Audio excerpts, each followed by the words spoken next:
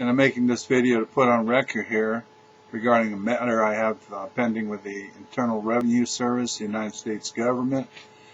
About in 1995-96, I did not file tax returns as I had no taxable income and no obligation to file these tax returns. The government had a different position, and they thought that I had taxable income, but we both agreed that I did not file tax returns.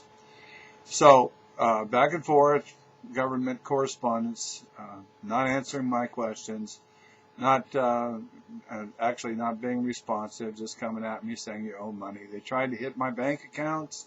They tried to hit my employer and such to get money. They never collected any money on this, but in 2008, they filed a lawsuit trying to get a judgment for $144,000 and to foreclose on my family home.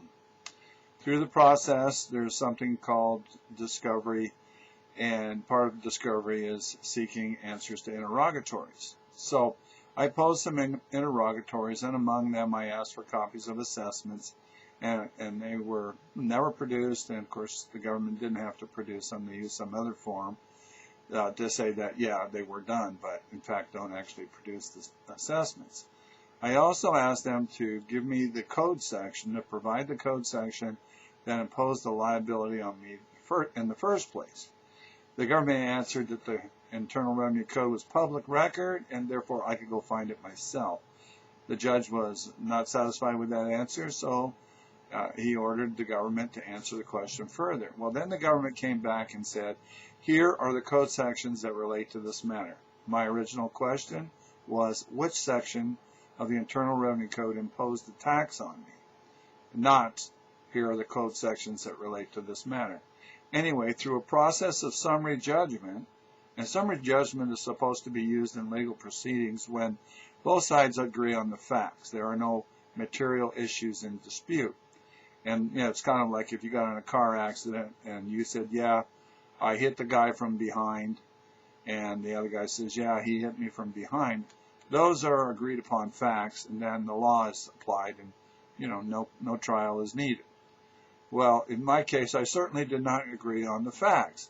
That the judge does is he rules that Benoit only had a technical disagreement on the definitions, but he agrees on the facts. I certainly didn't agree on the facts whatsoever. I didn't agree that I had taxable income, and that's the gist of the matter.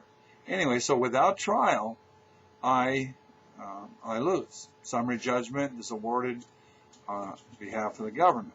Well, lots of other things have happened in this process. It would probably take about 4 hours of taping to go through it all.